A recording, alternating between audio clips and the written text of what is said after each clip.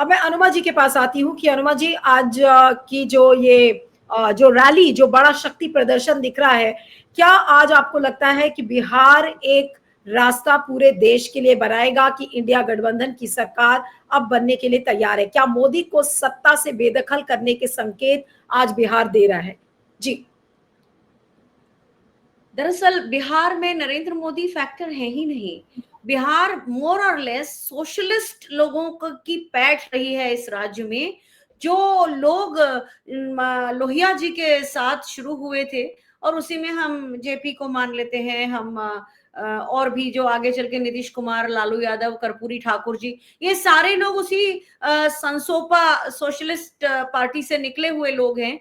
और संसोपा का बिहार को सोशलिस्ट समझ का राज्य बनाने में जहां एक तरफ योगदान है, वहीं दूसरी तरफ ये भी कहूंगी कि राम मनोहर लोहिया जी ही जनसंघ को और जो वामपंथी पार्टियां थी उनको एक साथ लेकर आए थे।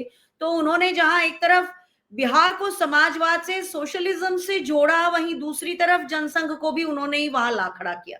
खैर, बात है आज की वोटर अधिकार यात्रा के समापन की। देखिए, पूरे बिहार में इसका मैसेज गया है। कल एक इडली वाले को मैं सुन रही थी जो गांधी मैदान के पास में इडली और चटनी बेचता है। वो खुद कह रहा था कि मुझे नहीं मालूम कि वोट कहां जाएगा मेरा, लेकिन मैं राहुल गांधी जी को, तेजस्वी यादव जी को वोट दूंगा। मैं नहीं जानता, क्योंकि उसके अंदर भी ये शक है कि वोट उसका जा कहां रहा है। एक शक तो आम आदमी के दिल में ये आ गया है। इस वोटर अधिकार यात्रा से लोगों को ये समझ में आ गया है कि ये धांधलियां चल रही हैं।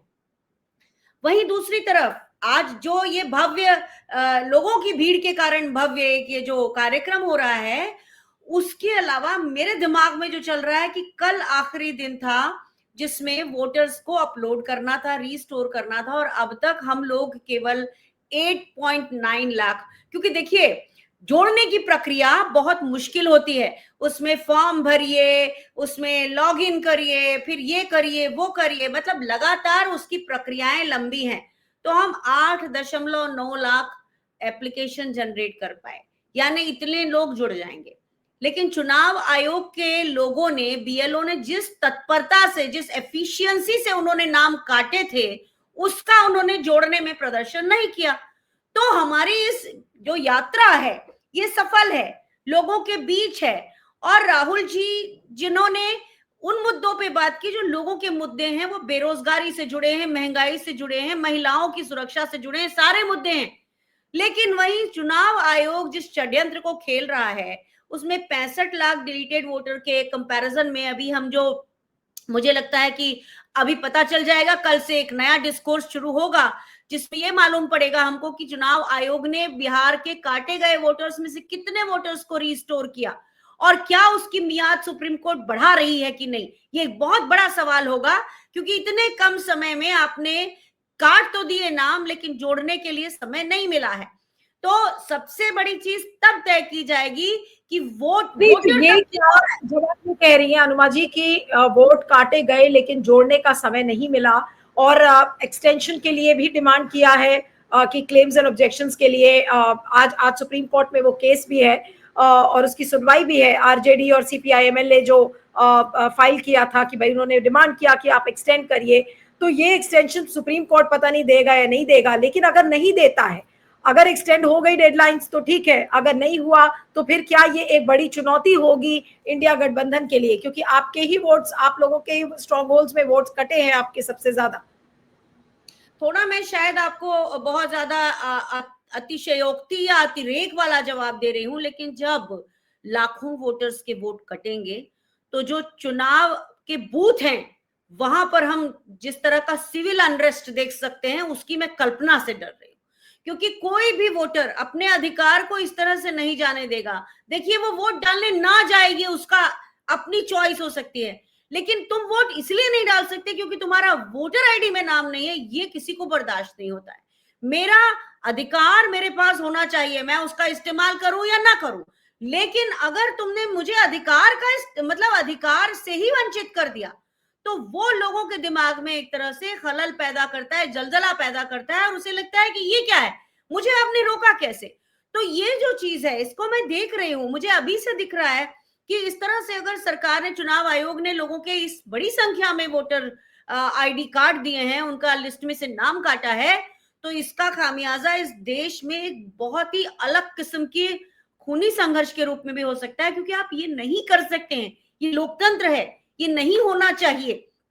चुनाव आयोग का, ये चुनाव आयोग वैसे भी बहुत ही काले पन्नों पे अपना नाम दर्ज करा चुका है, लेकिन सुप्रीम कोर्ट से उम्मीद करती हूं, मैं वाकई उम्मीद करती हूं कि अगर वो न्याय का मंदिर है तो वहां न्याय होना चाहिए, वहां इसका मियाद कम से कम 2 हफ्ते के लिए बढ़ाना चाहिए, जिससे लोग बाग वो जो नाम काटे गए हैं उनकी और एप्लीकेशन ला सके। क्योंकि मुझे लगता है कि अगर जो नाम काटे गए हैं उसमें से मैं मान लेती हूँ, चलिए 25 लाख नाम हो सकता है कि वो सही काटे गए हों, उसके बावजूद काटे हैं उन्होंने, कि जबकि हर साल समरी रिवीजन होता है, उसके बाद उन्होंने काट दिए हैं 25 लाख लोगों के नाम मृत बता के, ठीक है वहां तक।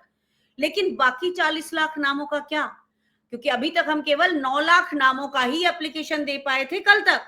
तो ये एक बहुत बड़ा मुद्दा होने वाला है। वोटर अधिकार यात्रा लोगों के अंदर तक गई है, लोग अपने अधिकारों के लिए और सजग हुए हैं और वो समझ भी रहे हैं, लेकिन अगर उनके अधिकार से सुप्रीम कोर्ट उनको बहाली नहीं दे पाती है तो ये भारत के इतिहास आपको 2 में मिनट के लिए रोक रही हूँ। ये तस्वीरें आ रही हैं कि किस तरीके से इस समय पटना में ट्रैफिक जैम है। आज की जो रैली है उसकी वजह से भयानक जैम है, और ये जो तस्वीरें हैं ये गंगा जी पथ की है, पटना टाउन की, जहां पर ट्रैफिक पूरा तरीके से अस्त व्यस्त है। जी अनुमा जी, अब इतनी बड़ी रैली निकल रही है तो ये तो होएगा ही, ये ताजा तस्वीरें आ रही थी इसलिए मैंने आपको दिखाया। आप अपना पॉइंट कंप्लीट करें। जी जी अनुमा जी, पिछले बोलिए। 15 दिन से लोगों को मालूम है कि आज के दिन वोटर अधिकार रैली का समापन गांधी मैदान में है। मैं समझती हूँ प्रशासन को इसके लिए पूरे इंतजाम कर लेने चाहिए थे, ऑल्टरनेट रूट्स निकाल लिया जाना चाहिए था, क्योंकि हम तो सत्ता में भी नहीं है, तो परमिशन लेके ही रैली हो रही है। तो इस सब में मैं प्रशासन की अव्यवस्था देखती हूँ। अगर इस तरह से लोगों का जैम लग रहा है और लोगों को सही समय पर सही निर्देश नहीं दिए, तो ये तो बहुत गलत बात है, क्योंकि प्रधानमंत्री नरेंद्र मोदी जहां जहां पर भी रोड शो करते हैं वहां इस तरह की कोई खबरें हम देखते नहीं है। वहां पे कोई नहीं कहता कि उस रैली में इतने लोगों को रोक दिया गया, ट्रैफिक जैम हो गया। यहाँ तो पहले 15 दिन पहले से, बल्कि ऑलमोस्ट 1 महीने पहले से मालूम था, तो इंतजाम अब तक कर दिए जाने चाहिए थे। और अगर उसके बाद अगर प्रशासन ये करने में नाकाम रहा है तो इसका अर्थ ये है कि और भी संख्या में लोग इस रैली में भी शामिल होने आ रहे हैं, वो देखना भी चाहते हैं कि क्या हो रहा है। और जैसे बिहार क्रांति की भूमि रही है, तो इसी को हम देख रहे हैं कि ये क्रांति आगे बढ़ रही है। मैं अनुमा जी के पास आऊंगी कि सड़क पर तो लोग आ गए हैं, लेकिन लोगों को स्ट्रक्चर करना होगा ताकि लोग अपने घर से पोलिंग बूथ तक निकल कर आए और इंडिया गठबंधन की पार्टीज को वोट करें। ये क्या एक बड़ी चुनौती होने वाली है, और अगर ये चुनौती होगी अनुमा जी, तो फिर इस भीड़ को तो हमने जुटा लिया, हमने सेंटिमेंट भी क्रिएट कर लिया, लेकिन अगर इसको वोट में तब्दील नहीं कर पाया इंडिया गठबंधन, तो फिर क्या करेंगे सिवाय इसके कि हाथ मलते हुए रह जाएंगे और बीजेपी फिर से उड़ा ले जाएगी बिहार का चुनाव अपने फेवर में। जी अनुमा जी। मैं लगभग 55 सीटों पर तो कांग्रेस के कार्यकर्ताओं को भी उतने उत्साह में देखती हूँ कि वो एक एक वोटर को पोलिंग बूथ तक ले जाएंगे। इसी तरह से मैं आरजेडी के सारे कार्यकर्ताओं को, मतलब मैं इतना खुश हो गई थी कि आरजेडी का एक एक कार्यकर्ता लोगों के पास जुड़ा हुआ है, जा जाकर माई बहन मान योजना के फॉर्म भरवा रहा है, जो कि कांग्रेस ने सजेस्ट की हुई स्कीम्स है इंडिया गठबंधन के लिए, जाकर घर घर अधिकार के वोट पत्र वो भरवा रहा है। तो आरजेडी का कार्यकर्ता सारी सीट्स पर बहुत उत्साहित है और वो कांग्रेस के कार्यकर्ता के साथ मिलकर ऐसे समीकरण बना रहा है कि एक एक वोटर तक, एक एक वोटर बूथ तक पहुंचेगा। ये तो मैंने अपनी आंखों से देखा है, और इसीलिए मुझे लगता है कि आपका ये सवाल कि क्या ये क्रांति, लेकिन बात वही आती है कि जो वोटर्स के नाम होंगे वो सारे के सारे वोट देंगे और सत्ता परिवर्तन, व्यवस्था परिवर्तन करेंगे। लेकिन बाद में चुनाव आयोग कौन सी तिकड़म करता है? क्या सुप्रीम कोर्ट ये निर्णय ही नहीं देता कि वो एक्सटेंड करेगा, या और आगे चल के सुप्रीम कोर्ट चुनाव आयोग का किस तरह डायरेक्ट इनडायरेक्ट साथ दे देता है? ये बातें ज्यादा महत्वपूर्ण रहेंगी। इस वक्त आरजेडी के और कांग्रेस के इंडिया गठबंधन के सारे कार्यकर्ता पूरी तरह से मैदान में हैं और वो फतह करना चाहते हैं और करेंगे भी, लेकिन इसमें चुनाव आयोग की नई साजिशें और सुप्रीम कोर्ट का परोक्ष रूप से उनको अगर कोई समर्थन मिलता है, डर वहां है और सारी घपले गड़बड़ स्कैम उस जगह पर होंगे।